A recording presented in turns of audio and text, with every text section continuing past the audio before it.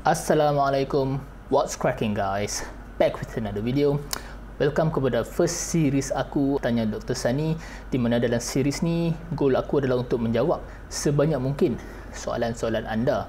Jadi kalau sepanjang video ni kalau anda ada soalan, tinggalkan soalan anda di ruang komen di bawah. Dan actually series ni bukan tujuan saya untuk memberi diagnosis kepada anda, tetapi more kepada enlightenment, more kepada educational purpose. Kadang-kadang mungkin anda tak tahu certain terms yang doktor guna, ataupun kadang-kadang kita takut ataupun kita tak sempat nak tanya certain soalan yang simple kepada doktor kita. Tapi saya ingin menjelaskan di sini, sekiranya anda mempunyai masalah kesihatan yang urgent, sila pergi berjumpa dengan doktor anda dengan keadaan segera.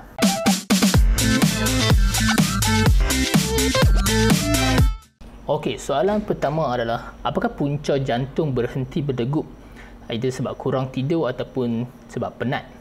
Baik, apabila kita bercakap pasal jantung berhenti berdegup, baru-baru ni kita tengok ada certain artis ataupun kadang-kadang certain atlet tengah main-main atas padang, pom, jatuh kat padang terus meninggal. So ada difference actually bila kita bercakap pasal cardiac arrest dan juga heart attack. Kadang-kadang orang guna term ni interchangeably, sebenarnya dia tak sama. Heart attack ni basically apabila saluran darah kita terblok daripada sampai ke jantung kita. Sebab jantung kita ni dia macam pump, dia pun memerlukan oksigen dan memerlukan darah. Apabila saluran darah yang ke jantung tu terblok, ini menyebabkan myocardial infarction ataupun kita panggil heart attack. Cardiac arrest pula adalah bermaksud jantung tu tiba-tiba berhenti. Kita tengok jantung kita ni macam satu pump lah. Apabila satu pump tu berhenti, bila darah tak boleh keluar, tak sampai ke otak kita, tak sampai ke paru-paru kita, orang tu boleh collapse. Punca utama orang kena cardiac arrest adalah selalunya disebabkan oleh gangguan dalam electrical system dalam jantung tu sendiri. Jantung kita ni dia ada rhythm yang tetap, dan kalau ada apa-apa saja yang mengganggu rhythm ni, jantung kita boleh gagal berfungsi dengan baik. Rhythm yang kita selalu nampak apabila orang ada cardiac arrest ni adalah VF ataupun ventricular fibrillation. Basically VF ni adalah dalam bahasa mudah, dia macam jantung tu dia sepatutnya dia pump full, tapi dia kemut-kemut, nyek gitu. So bila dia nyek macam ni, darah yang dalam jantung tu tak boleh keluar dan tak sampai ke otak, tak sampai ke paru-paru, boleh menyebabkan kematian. Dan basically ubat untuk VF ni adalah untuk kita deliver shock dengan secepatnya mungkin. Jadi sekiranya kalau anda jumpa siapa-siapa yang tiba-tiba ada cardiac arrest, jatuh, collapse, anda tengok tak ada pulse, anda terus kena lakukan CPR dengan cepat dan call ambulance secepatnya mungkin. Risiko untuk terkena cardiac arrest ni adalah seperti kolesterol yang tinggi, obesity, kencing manis dan merokok. Jadi kalau anda tak mau kena cardiac arrest ni, kita kena try kurangkan, kontrol risiko-risiko ni sendiri. Alright, soalan kedua adalah kalau sesekali kena period pain yang teruk, boleh tak kita ambil painkiller? So basically jawapan yang ringkas adalah boleh, tak ada masalah. Tetapi semua ubat yang diberikan oleh doktor ada spesifik sebab dia. Bukan semua painkiller sama. Contohnya kalau anda sakit senggugut, doktor selalunya akan beri ubat Ponstan ataupun mefenamic acid. Reasonnya sebab Ponstan ni dia punya mode of action dekat rahim ni lebih baik untuk kontrol sakit senggugut ni.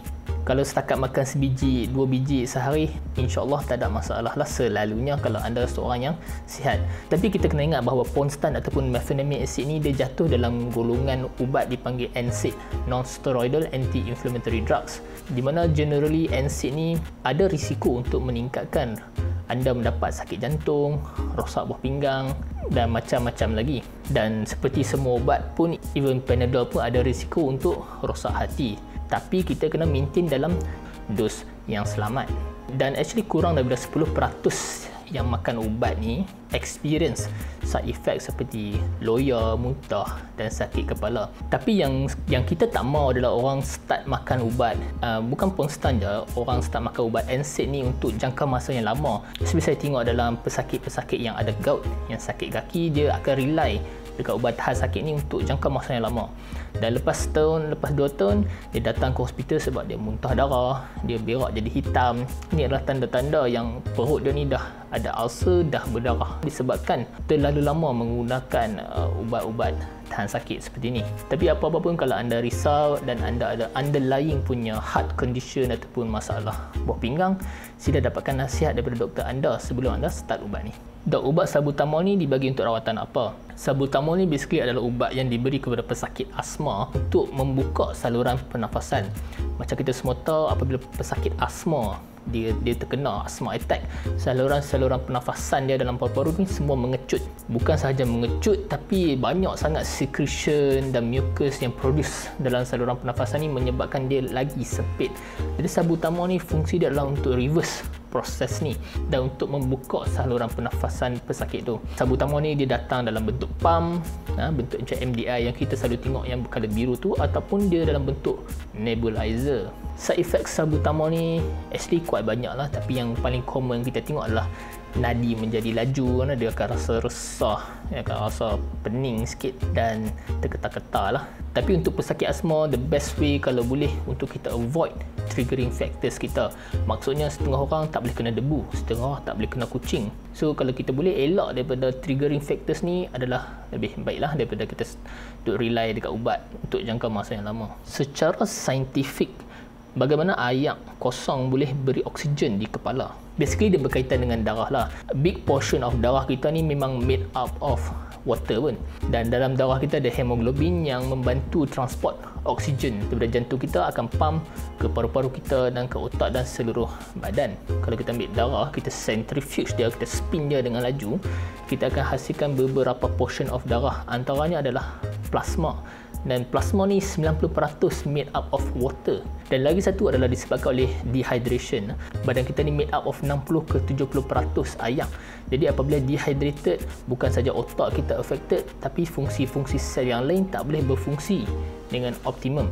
Terdapat satu kajian yang dia tengok apabila pesakit tu dehydrated, dia sampai affect short memory dan juga ability untuk recall long memory dia. Jadi bukan susah, benda ni mostly free. Of course ada orang yang susah kat luar sana, tapi ayak ni mostly widely available. Tak perlu nak fancy ayak yang alkali ke acidic ke. Normal water at room temperature pun boleh, tak ada masalah. Minum sebanyak yang mungkin throughout the whole day untuk stay hydrated. Betul ke nak tahu mask tu efektif? Cuba tube lighter.